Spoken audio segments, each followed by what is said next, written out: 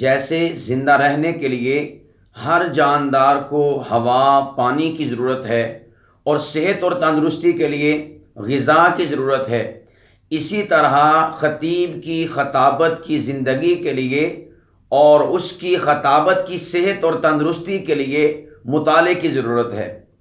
جس طرح اگر کوئی شخص زندہ رہنے کے لیے پانی استعمال نہ کرے، ہوا اس کے لیے مہیا نہ ہو تو وہ مر جاتا ہے، اسی طرح خطبہ عظام اگر آپ نے اپنی خطابت کو زندہ رکھنے کے لیے اس کو مطالعے کا پانی نہ دیا، کتابوں کی ہوا نہ لگائی، تو پھر آپ کی خطابت بھی مر جائے گی۔ اتنی زیادہ اہمیت ہے مطالعے کی آپ کی خطابت کے لیے۔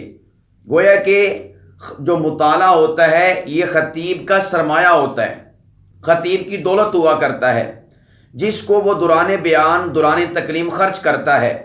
جس طرح ہم مارکیٹ میں جاتے ہیں، بازار میں جاتے ہیں، اب وہاں پر ہم نے کوئی سودا سلف لینا ہے، کوئی چیز لینی ہے، تو اگر آپ کے پاس پیسے موجود ہیں تو آپ اپنے پیسے خرچ کرتے ہیں، اور جو چیز آپ کو چاہیے ہوتی ہے، جس چیز کی آپ کو ضرورت ہوتی ہے، آپ پیسے دے کر اس چیز کو خرید لیتے ہیں، سرمایہ خرچ کر کے اس چیز کو حاصل کر لیتے ہیں۔ تو مطالعہ خطیب کی دولت ہے، مطالعہ خطیب کا سرمایہ ہے کہ جس کو خطیب اسٹیج پہ جا کے اسٹیج کی مارکیٹ میں جا کر خرچ کرتا ہے اور سامعین کے دلوں کو خریدتا ہے، سامعین کی سماعتوں کو خریدتا ہے، سامعین کی توجہات کو خریدتا ہے، سامعین کے دل اور دماغ کو خرید لیتا ہے۔ اور اگر آپ کے پاس مطالعہ ہے ہی نہیں، آپ کے پاس علم ہے ہی نہیں، آپ کے پاس دلائل ہے ہی نہیں، تو پھر آپ سامعین کے توجہ کو کیسے حاصل کر پائیں گے؟ ان کی توجہات کو کیسے خرید پائیں گے؟ ان کے دلوں پر حکمرانی کیسے کر پائیں گے؟ ان کے دلوں پر بادشاہت کیسے کر پائیں گے؟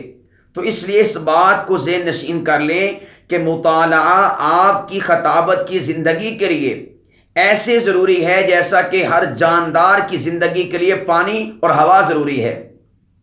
آپ کی خطابت کی صحت اور تندرستی کے لیے مطالعہ ایسے ہی ضروری ہے جیسا کہ کسی بھی جاندار کی صحت کے لیے غذا ضروری ہے۔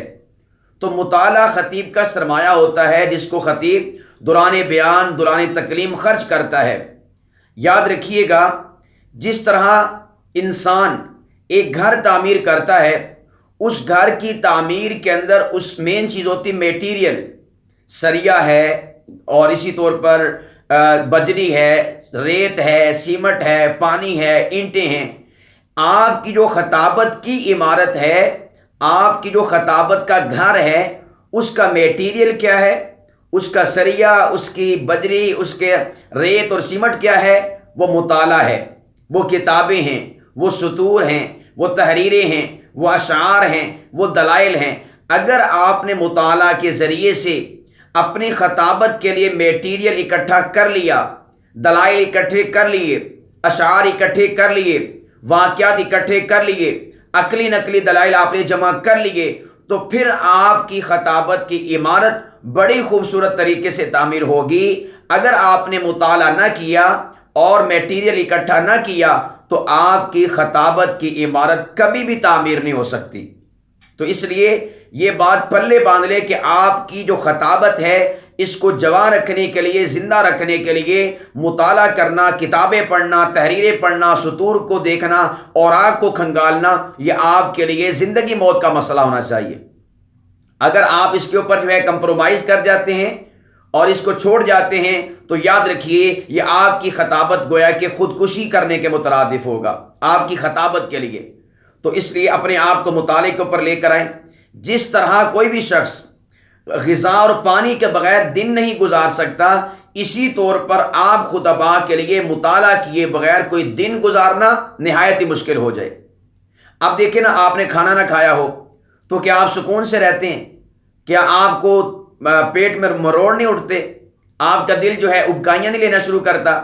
آپ کے ذہن میں ہر وقت جو ہے بندہ دیکھتے تو بھوک کے وقت آپ کو بندہ بھی روٹی نظر آتا ہے، آپ کو جب بھوک لگی ہوئی ہو تو آپ کو ہر شے سالن نظر آتی ہے۔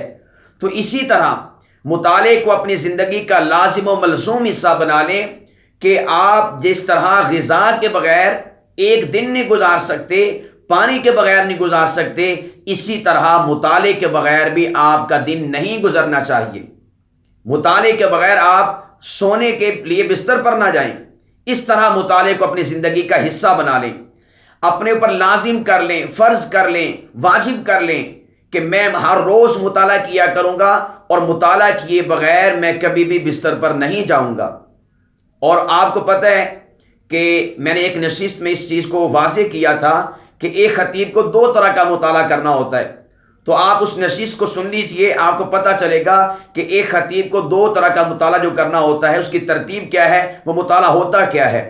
تو خلاصہ کلام اب تک کی گفتگو کا یہ ہے کہ آپ اپنے لیے مطالعہ کو لازم جانیں، فرض کے درجے میں کریں، کبھی مطالعے کی چھٹی اور ناغہ نہ کریں، اس لیے کہ جس دن آپ نے مطالعہ سے صرف نظر کر لیا، مطالعہ سے آنکھیں چرا لیں، مطالعہ کو آپ نے چھوڑ دیا، کتاب کو ہاتھ نہ لگایا، یاد رکھیے گا وہ دن آپ کی تنزلی کا دن ہے، وہ دن آپ کے زوال کا دن ہے، وہ دن آپ کی ناکامی کا دن ہے، وہ دن آپ کے پیچھے آ جانے کا دن ہے، وہ دن آپ کی خطابت کو نیچے گرا دینے کا دن ہے۔ اگر آپ خطابت میں عروج چاہتے ہیں، بام چاہتے ہیں، ترقی چاہتے ہیں، کامیابی چاہتے ہیں، کامرانی چاہتے ہیں، تو پھر مطالعہ کو اپنی خطابت کے لیے، اپنے شب و روز کے لیے، اپنے ماہ و سال کے لیے، اپنے ایام کے لیے، اپنی زندگی کے لیے لازم جان لیں، فرض جان لیں، واجب جان لیں۔